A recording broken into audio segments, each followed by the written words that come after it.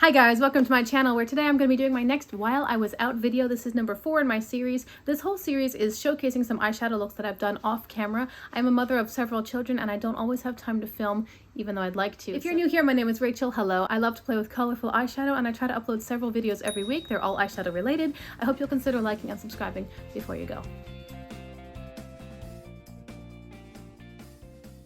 Before I forget, today's eyeshadow look will be featured in today's video, and if you hear any noises in the background, my daughter is making chocolate with little molds that she has. So I apologize if there's some strange background noise, but you know, she lives here too. Okay, so let's first talk about the Nomad Verona palette. I want to tell you guys a little bit about this palette and how it came into my collection. I bought this palette secondhand, and the main reason that the seller was getting rid of it was because they weren't thrilled with how the shimmers performed. So I bought it for much less than retail price, and when I received it, I thought, worst case scenario, it's got some really great mattes, and I generally like Nomad's formula. So I used the palette. The shimmers were a little bit difficult to use. Some of them were hard panned. Then I remembered, when this palette was first launched, a lot of Nomad's customers were saying that they were having trouble with some of the shimmers in the palette. And so Nomad put on their social media, hey guys, listen, if you're having trouble with these palettes, contact the brand and we might be able to make it right. So I thought, why don't I just contact them and see if they're doing that, if they would still do it, if they would do it for somebody who bought secondhand. They had absolutely no obligation to me because I didn't purchase the palette from Nomad Cosmetics, but I thought, why not? So I contacted them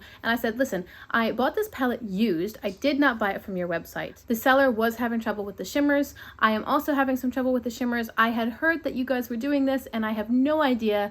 Are you still doing it? And would you, by any chance, honor a secondhand purchase? And they got back to me right away. One of the co-owners got back to me and said, send me some pictures of your palette, specific, you know, like the shimmers, the batch number, etc. So I emailed those pictures and then they got back to me again within 24 hours. And they said, give me your address, I'll send you a brand new palette. And I was floored because Nomad had absolutely no obligation. I didn't buy the palette from them. And I thought that they might, at best, simply send me a couple of new shadows, like new pans to replace the shimmers. They sent me an entirely new palette. Now, I'm not telling you this to encourage you to go try to take advantage of Nomad's customer service and get free palettes. That's not what I'm doing. I'm telling you this because I was floored by the customer service. It was very prompt. It was excellent. They were friendly, communicative, really responsive to their emails. And they sent me a brand new palette when I had never bought anything from their website. All my Nomad palettes have been secondhand. Shout out to Nomad for being awesome. Okay, so this palette was using the Verona Love and Death. In my waterline, I used the shade Champs. On my lips, I used the Glowing Lip from ColourPop in the color Tickled Pink, and I used the Lip Oil Paper Pansy on top of it. I loved this look. I loved this look. It reminded me of the Sweet Shop Cotton Candy palette, like the pink purple one. So pretty. I really enjoy these cool tone neutrals. They work well on my blue undertone skin. The cool gray purples are just really soft, and again, they work for me. Now, the shimmers are better in the replacement palette that I got, so I'm guessing I had an older version that wasn't as good. Because I sent them the batch number, they wouldn't have replaced me with a newer version, right? Anyway, Nomad says on their palette that several of the shimmers in here are topper shades, so you have to go into it expecting that. They might not pick up great with a brush, you might need to use your finger. That's just the formula. It's not my absolute favorite. I do prefer more regular shimmer formulas. You can't deny how pretty this looks. It's so nice, extremely sparkly, very, very light. And the shadows lasted all day. I took this look off at 11 o'clock at night and it still looked beautiful. Okay, so for this look, I used the Lure palette from Blending Bunny Cosmetics. I used Tinkerbell from ColourPop. And then in my waterline, I used the Udenzai Orange liner. It's number 2. I used the highlighter Kofana Moonlight, and I used NYX Cranberry Pie Butter Gloss. For this look, I wanted to build around the burgundy shimmer from the Tinkerbell palette. I hadn't used Tinkerbell in quite some time, and 1 or 2 of the shadows in it have broken on me. But I wanted to build the look around the burgundy shimmer because I thought it was pretty. I used the Lure palette to bring in a deep wine matte, and then I did use my palette pull-in shade. I'm not doing great with this particular palette pull-in. It's the Child from ColourPop. I like the palette, but I'm just forgetting to use it, honestly. It's only got 9 shadows and I still haven't worked through it. Anyway, I did remember to use it for this look. I used the palette pull-in shade, which was just sort of a mid-warm toned brown matte. Then I decided that the burgundy shimmer wasn't quite exciting enough. It was just a little bit too dark and subdued. So I brought back the Lure palette and added in a soft sparkle, and I used a mauve lavender sort of color for the inner corner. Again, I'm very much enjoying the cool neutrals on my skin tone. Okay, for this look, I used the Earthy palette from Beauty Bay. A friend of mine had sent me the 42 pan, the really big one, and so there's no shortage of green choices in that palette, unless you want green shimmers. Has anyone else noticed that palette doesn't really have green shimmers? Is it just me? In my waterline, I used the color Aglow from ColourPop's Creme Gel Liners, and on my lips I'm wearing the NYX, no, not the NYX, the ColourPop Glowing Lip in the shade Desert Aura, topped with a ColourPop lip oil in the shade Smirk. This look was all matte, obviously. If there's any patchiness, it's just because I was on a bit of a time crunch. I did this look pretty quickly. And I really love the ombre of the green to dark, a little bit of bright and springy, a little bit of grungy. It's a very soft, light sort of look. It's not crazy dynamic or extremely contrasting, but I still think it's nice. Here's another use of the Serenity palette from Cosmic Brushes. In this look, I used the shade Aglow from ColourPop's Creme Gel Liners again, and I'm wearing their Lip Oil Paper Pansy. This look was pretty basic. Again, I did it in a short time frame. I used my finger to apply just a light sparkle across my lid, and I mean, the look was simple, but it doesn't have that nice Cosmic Brushes kind of glow to it, just a little bit heightened as far as the way that it catches the light. It was after this look that I decided I wanted to try the reverse cat eye, which I can card above for you if you're interested in seeing my video where I'm experimenting with that style. Okay, here is the first time that I used the Tropicolor palette from Sydney Grace and the Fancy Face. I used the ColourPop Creme Gel Liner in the shade Canopy in my waterline, and then I have their lip oil in the shade Hay on my lips. Of course, where else do you put lip oils?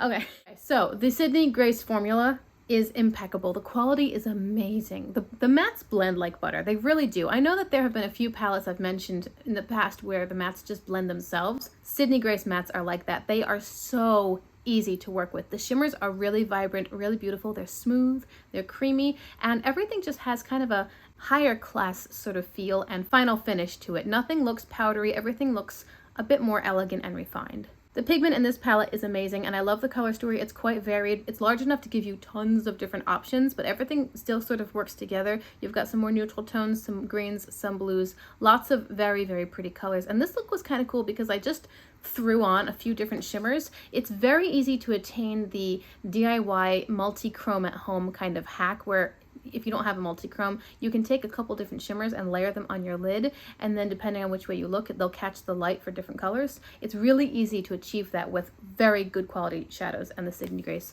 formula absolutely provides that. There's a white satin in this palette. It's called Coconut, and it was almost too pigmented. You can see I used it on my inner corner. It was really, really pigmented. I actually had to like apply it and then dust away some of it because it was so bright. I was very surprised, really impressed. This palette's gonna be fun to play with because the payoff's amazing and there are so many different colors. Here again, I used the Verona palette. This time I used ColourPop's Extra Frosting in my waterline, and I have two different NYX butter glosses. I've got Cranberry Pie, and then I laid the shade Eclair on top to bring in a bit more purple. This look was a little bit interesting. I think that this was kind of a good, not great, but it had nothing to do with the palette. It was really my application. I had no plan going in. I just knew I wanted to use the purple, so I ended up using all the purple gray sorts of shades in here, and I had 2 or 3 transition colors on my lid space before I ever decided what to do. Then I thought, oh, I know what, I'll turn it into a halo eye. So I brought in more purple and depth for the inner and outer corners, and then I wanted it to be a less contrasty halo eye, so I used the purple shimmer.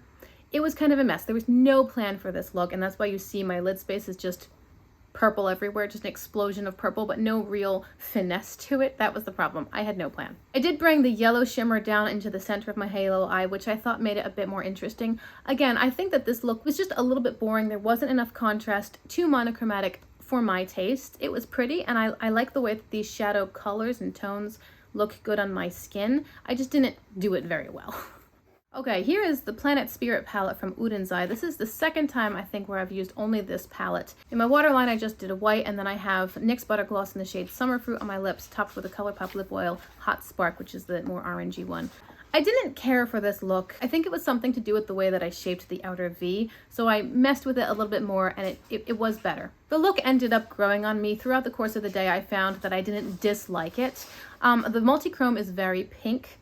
Quite pink, although at the end of the day I noticed little flecks of orange, and I wasn't sure if that was in the multi-chrome or pulled in from like just the way that the shadow caught the other colors in the look. I'm not sure. I'm still kind of learning. Overall, I don't love pinky pinks. I like red leaning pinks or purple leaning pinks, but I don't love really pinky pinks on myself. And that I think is why I wasn't loving this look. I really need to use the other colors in this palette because again, this is the second time I've used only this palette, and for some reason I keep dipping into the same matte. Like there are other mattes. I don't know. Let's talk about today's eyeshadow look. For today, I used the Flare palette from Ace Beauté and the Michaela Pot 2 palette from Glamlight. I put black in my waterline. I used the Glowing Lip Desert Aura and the lip oil in the shade Hey, again, both from ColourPop. This morning, I was watching Angelica's newest upload video where she was wearing this bright yellow, green, neon fluorescent sort of dress, and this is the eye look she had on. And I saw the look and I thought, sure, why don't I try to recreate that today? So I took a screenshot of the video, I zoomed in, I decided what shadow colors I thought she had used, and while I did this look, I finished watching her video. I was thinking, these colors remind me of Angela Bright. And then much later in the video, Angelica got to the point where she said, this is the palette I've used on my eyes today, and it was the Angela Bright collaboration palette with Sigma, and I was like, boom! Got it. I'm actually really proud of myself because I'm finally to the point where I can zoom in on an eyeshadow look and pick it apart and figure out how the person created it. More or less, I'm not amazing, but it's progress and it's exciting because I can be inspired by a picture and I don't require a tutorial to recreate that look. For today's look, I did actually do more of a neon-y green inner corner, which was in the Flare palette, whereas Angelica did a matte or bone white. I think that the Angela Sigma palette does have a shadow like that, so she probably used what was in that palette. But overall, lovely look. It's just moody and quite autumnal. In this look, I also used the Flare palette. I used the color Big Splash in my waterline from ColourPop's Creme Gel Liners, and I have the NYX Butter Gloss in the shade Bit of Honey on my lips. I'll card above for you. I did buy the Ace Beauté Flare palette in the new formula to replace mine in the old formula because it has been a favorite forever, and I thought, you know I love this color story. I know I use it. Let me get it in the better formula, and it was on a very steep sale, so I got it for a few bucks. Anyway, I made a video comparing the two. If you're interested, it's up here. The new formula is certainly better than the old. The mattes build better, they don't get patchy, the shimmers are prettier, a little bit more payoff and shine, and they're not as dry either. For this look, I really liked the way that the blue shimmer sort of melted into the pink outer corner matte. I thought that was a fun play on the colors. It's not always intentional that I think about how the colors will look moving into each other. It's more, I just want to play with these shadows and let's see how I can bring them together. And I thought that this look turned out kind of pretty. And finally, for this eyeshadow look, I used the Hummingbird palette from Udensai, and I paired it with the Jaclyn Cosmetics Strawberry Feels palette. On my inner waterline, I used the ColourPop Fluffy shade, which is a pink, and then on my outer waterline, I used the Udensai Orange, which I think is number 2. And again, I'm using the Desert Aura Glowing Lip from ColourPop. It turns out that that one's kind of a favorite. I use that one a lot. I usually top it with a lip oil. Anyway, this look was really pretty. I wanted to use 2 specific shades within the Hummingbird palette. I wanted to use that vibrant reddish matte and then more of the goldy orangey shimmer, but there was nothing to blend them out. So that's when I thought, well, why don't I take the Strawberry Feels palette, which has similar sorts of tones, but they're not very pigmented, so they'd be perfect blending out shades. And I was right. Everything was just a little bit less as far as color payoff, which was ideal when it came to blending out softly and just making those more pigmented colors disappear. I really enjoyed bringing pink into this look because I've done this sort of color scheme before, but I don't remember putting pink in there. I might have, I don't know. I brought pink onto the lower lash line and I popped it in the inner corner as well. Then I took the white matte that's in the palette and I put that on top of the pink in the inner corner, so it was a much lighter pastel pink leading into the pink, leading into the orange. It was nice, I liked it.